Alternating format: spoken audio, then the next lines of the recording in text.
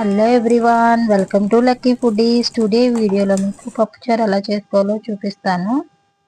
ముందుగా వీడియోలోకి వెళ్ళిపోదాం. దీనికి కావాల్సిన పదార్థాలు: వెజిటేబుల్స్, కందిపప్పు, పెసరపప్పు, ఆయిల్, సాల్ట్, కారం, పసుపు, పోపు దినుసులు.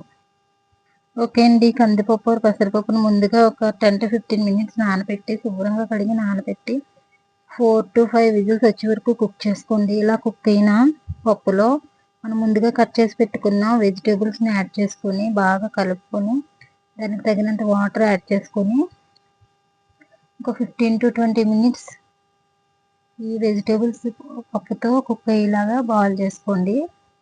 ఓకే, ఇప్పటి వరకు నా వీడియోస్ అన్ని చూస్తున్నారు కదా. నా ఛానల్ ఇప్పటి వరకు ఎవరైతే సబ్స్క్రైబ్ చేయలేదో వెంటనే సబ్స్క్రైబ్ చేసుకోండి ప్లీజ్. ఓకే, ఇలా బాగా పప్పు వెజిటేబుల్స్ కలిసి ఇలా బాగా కలుపుకొని ఇందులోనే తగినంత కారం, పసుపు కూడా యాడ్ చేసుకొని బాగా కలుపుకోండి. సాల్ట్ కూడా ఇప్పుడే యాడ్ చేసుకోండి, తగినంత సాల్ట్ కూడా యాడ్ చేసుకొని బాగా కలుపుకొని ఇలా 10 to 15 మినిట్స్ బాగా వెజిటేబుల్స్ పప్పుతో బాగా కలిసి కుక్ అయ్యేలాగా చారుని మరిగించుకోండి. పప్పు చారుని ఇలా కుక్ అవుతున్నప్పుడు పక్కన మళ్ళీ వేరే బౌల్లో చింతపండు తీసుకుని నానబెట్టుకొని ఈ వెజిటేబుల్స్ బాగా కుక్ అయిన తర్వాత చింతపండు రసాన్ని కూడా ఈ పప్పు చారులో యాడ్ చేసుకోండి.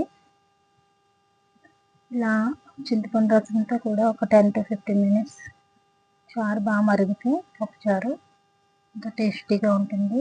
ఓకే, ఇలా ఇంకొక పక్కన ఒక బౌల్ పెట్టుకుని ఆయిల్ వేసుకుని అందులో పోపు దినుసులు అన్నీ వేసుకోండి. మినపగుళ్ళు, వెల్లుల్లి, ఎండుమిర్చి, జీలకర్ర, ఆవాలు, కరివేపాకు అన్నీ వేసుకొని ఫ్రై చేసుకోండి బాగా.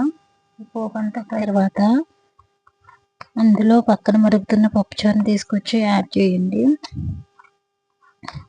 ఇలా పప్పుచారుని తాలింపు వేసిన తర్వాత మళ్ళీ తిరగమూతను మళ్ళీ ఒక 5 మినిట్స్ సిమ్లో ఉంచుకొని స్టవ్ మీద సిమ్లో ఉంచుకొని మరిగించుకోండి.